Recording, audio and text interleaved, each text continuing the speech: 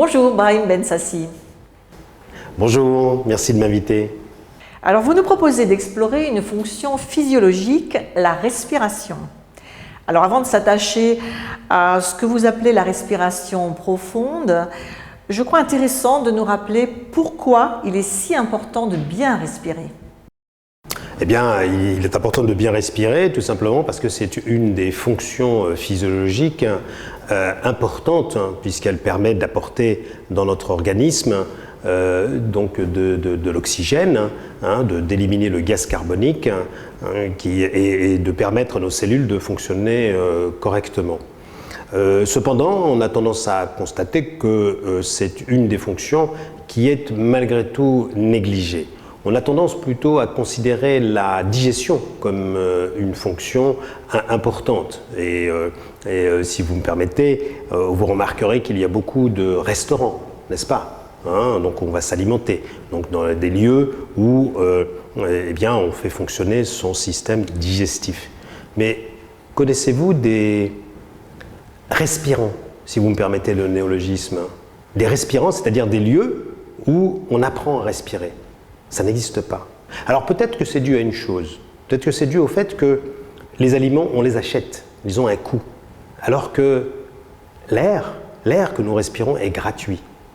Donc c'est ce qui semble un petit peu contradictoire, c'est qu'on donne trop d'importance à ce qui a un coût, ce que l'on peut acheter, alors qu'on a tendance à négliger ce qui est gratuit. Or, l'air contient, donc, outre l'oxygène, des éléments très importants pour la respiration et également, et on va en parler si vous le voulez bien, également des énergies importantes pour notre corps. Alors, si la respiration est le plus souvent automatique et inconsciente, il est relativement aisé de la modifier volontairement.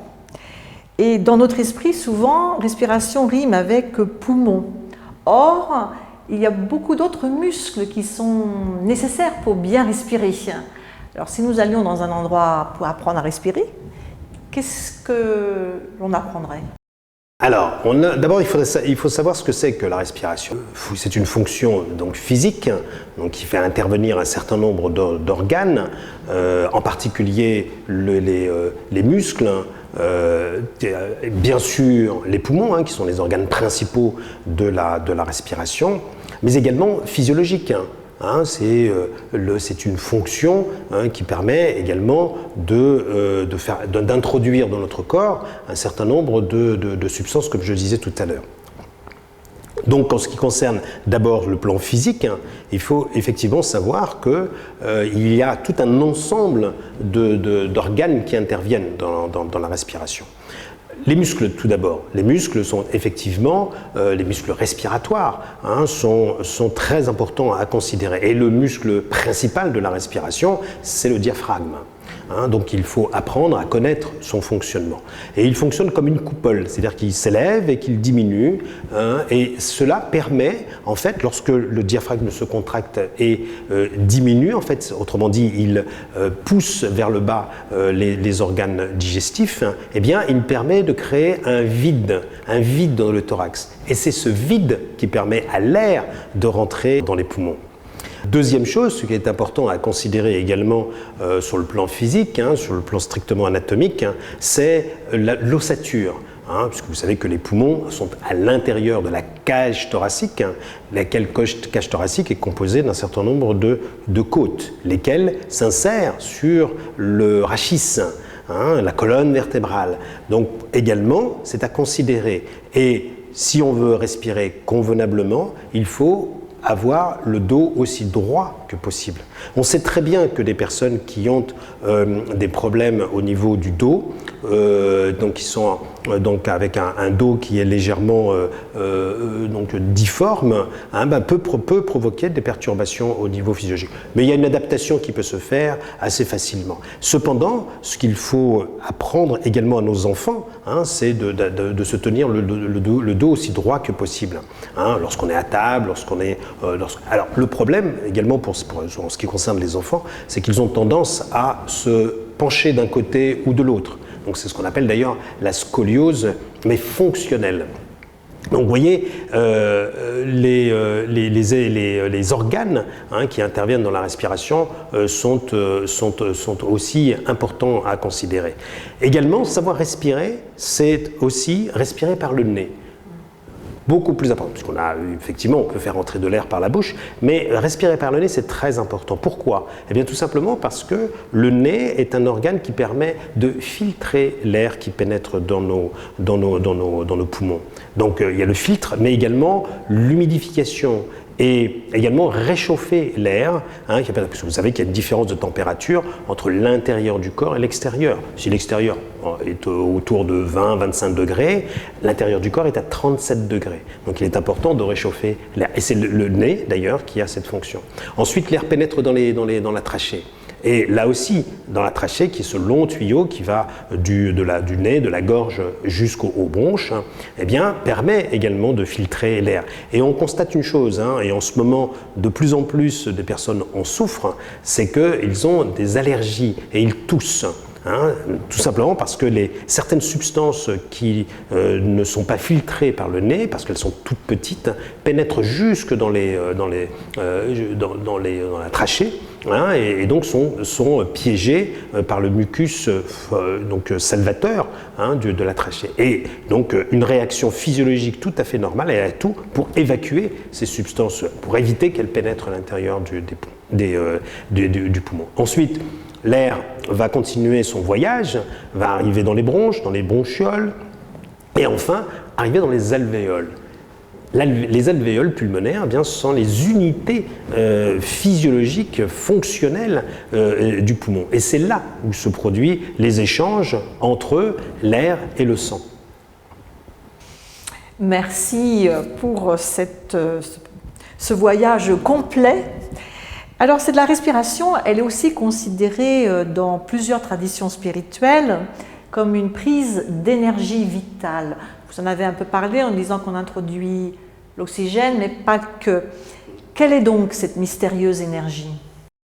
Alors, avant de parler de cette mystérieuse énergie, continuons ce voyage de l'air à l'intérieur des poumons et puis à l'intérieur des alvéoles, puisque une chose très intéressante à considérer, c'est que cette unité fonctionnelle, qu'on appelle les alvéoles, va permettre les échanges entre l'air et le sang.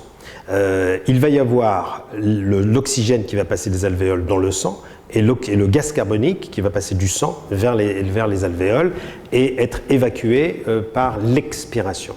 Mais également, on considère qu'il y a une certaine énergie qui va passer également des alvéoles vers les globules rouges. Et le globule rouge a une structure qui est très intéressante. Le globule rouge est une des seules cellules d'ailleurs de l'organisme qui ne possède pas de noyau visible, mais vraisemblablement un noyau énergétique. Et c'est là où va intervenir cette fameuse énergie dont vous parlez à l'instant. C'est-à-dire qu'on sait que le globule rouge est le transporteur de l'oxygène, mais il est également le transporteur de cette fameuse énergie. Cette fameuse énergie est appelée le ki, le chi, le prana, par exemple, dans des philosophies et dans des traditions asiatiques. Mais elle existe aussi dans les traditions occidentales, et en particulier dans la tradition rosicrucienne, on l'appelle la force vitale. Cette force vitale qui pénètre à l'intérieur de notre organisme par le biais donc, de la respiration. Alors, vous avez parlé de tradition occidentale, donc de tradition rosicrucienne. Je crois savoir qu'elle distingue cette tradition 3 types de respiration principales, chaque tradition ayant un peu ses codes. Quels sont ces 3 types de respiration ? Eh bien, ces 3 types de respiration sont bien développés effectivement dans les enseignements rosicruciens, puisqu'il s'agit des respirations profondes neutres, des respirations profondes positives, des respirations profondes négatives. Cependant, c'est vrai qu'il est important de respirer convenablement. Rajoutons d'ailleurs qu'il est aussi important de respirer un air aussi pur que possible. Donc malheureusement dans nos villes qui sont un petit peu trop polluées, nous avons tendance peut-être par réaction à négliger de respirer convenablement. Par ailleurs, il faut nous donner la possibilité d'aller respirer de l'air aussi pur que possible dans les forêts, dans les bois. Donc il faut se donner cette possibilité de le faire. Mais il faut savoir que si on a l'air le plus pur et le plus sain que l'on peut avoir, il ne reste pas moins qu'il faut savoir respirer convenablement. Et justement, le fait de connaître ces respirations profondes, positives, négatives et neutres, eh bien, permet aussi de respirer convenablement. Donc, autrement dit, d'inspirer le plus profondément possible, de garder l'air le plus longtemps possible dans nos poumons, expirer également au maximum, donc autrement dit, faire intervenir, outre les muscles dont on a parlé tout à l'heure, autrement dit le muscle diaphragmatique en particulier, mais également les muscles respiratoires accessoires. Ce sont les muscles qui vont permettre de faire sortir au maximum l'air des poumons. Et ça va permettre également, et ça c'est très très important, c'est très connu sur le plan de la santé, c'est de laisser de l'air vicié à l'intérieur de nos poumons, va entraîner un certain nombre de problèmes de santé. De la même manière que de ne pas permettre à toutes nos alvéoles pulmonaires d'avoir cet air et cette énergie donc qui va pénétrer à l'intérieur de notre corps, eh bien va provoquer vraisemblablement une diminution de notre énergie, de notre dynamisme. Donc il est important effectivement de connaître ces respirations profondes positives en fait qui sont dynamisantes, des respirations profondes négatives qui sont plutôt des respirations qui vont nous amener à une meilleure corporisation, si vous permettez l'expression, et également la respiration profonde neutre qui est une respiration qui permet en fait de rentrer dans la relaxation.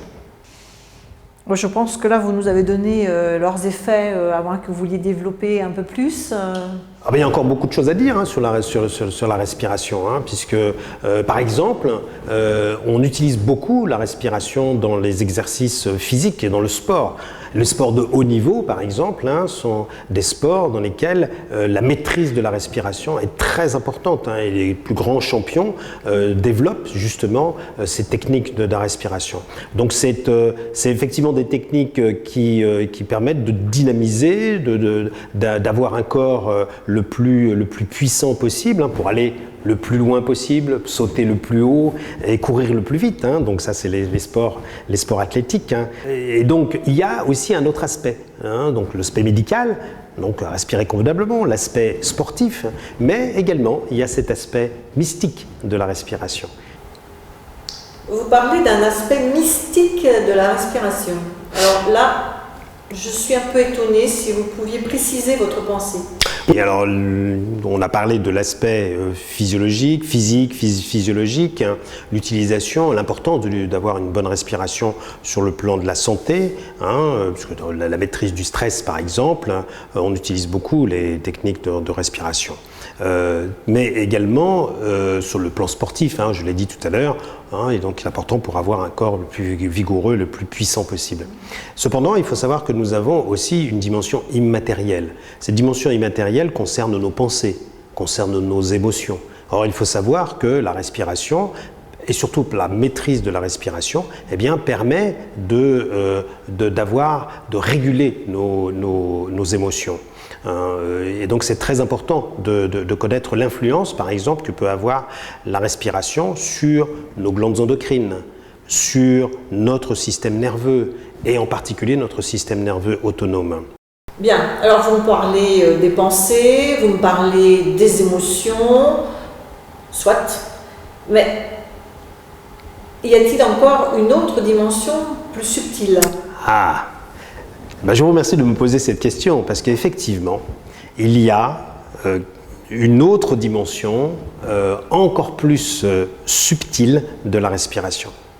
Et je vous rappelle pour cela ce fameux verset de la Genèse, qu'on trouve, je crois, dans le 2e chapitre de la Genèse au verset 7. Il est dit la chose suivante. Dieu façonna le corps de l'homme de la poussière de la terre. Il insuffla dans ses narines le souffle de vie et l'homme devint une âme vivante. On voit bien toute l'importance que le souffle peut avoir dans la prise de conscience de la divinité de l'homme. Vous voyez, ce verset biblique devrait nous inciter à nous mettre au vert le plus souvent possible, à souffler le plus profondément possible, afin de nous mettre en phase le mieux possible. Et c'est en effet par la respiration profonde que l'on peut découvrir notre dimension spirituelle. Et c'est par la maîtrise de la respiration que l'on peut s'harmoniser avec les plans supérieurs et notre nature divine. Eh bien, il n'y a rien à rajouter et je vous remercie beaucoup pour cette ouverture que vous venez de nous confier. C'est moi qui vous remercie.